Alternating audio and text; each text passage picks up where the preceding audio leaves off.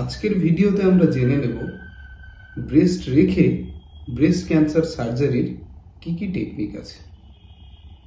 Number 1, that is conventional BCS বা breast conservation surgery, and second is the most advanced technique, that is the oncoplastic breast surgery.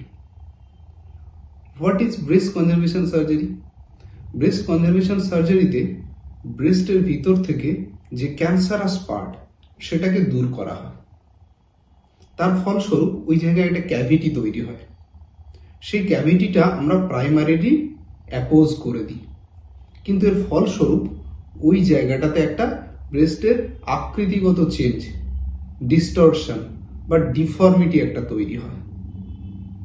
But in advance oncoplastic surgery টেকনিকে আমরা কি করি, not only অঙ্কোলজিক্যালি যে cancerous পার্টটা breast থেকে বের করা হয়, শুধু তাই নয়, সেকেন্ডলি ইমিডিয়েট একটা প্লাস্টিক সার্জারি প্রসিডিওর, যেটাকে রিশেপিং করা হয়, ব্রেস্টটাকে ওই ক্যাভিটিটাকে ফিল আপ করা হয়, যাতে কিনা পেশেন্টের ব্রেস্টের আকার আকৃতি একই রকম থাকে।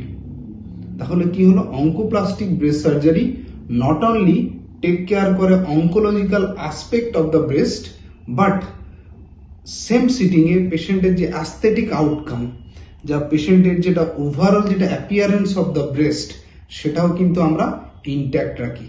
তার ফলে পেশেন্টের যে কোয়ালিটি অফ লাইফ সেটা অনেক ভালো হয়।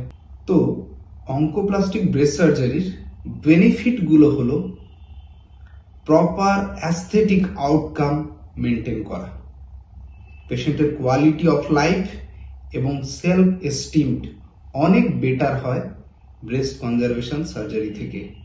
অ্যাট দ্য সেম টাইম আমরা পেশেন্টের যে অঙ্কোলজিক্যাল অ্যাসপেক্ট, যেটা হলো ওভারঅল সার্ভাইভাল, রোগের জন্য যে আয়ু, সেটা কিন্তু অক্ষুণ্ণ থাকে অঙ্কোপ্লাস্টিক ব্রেস্ট সার্জারির মাধ্যমে।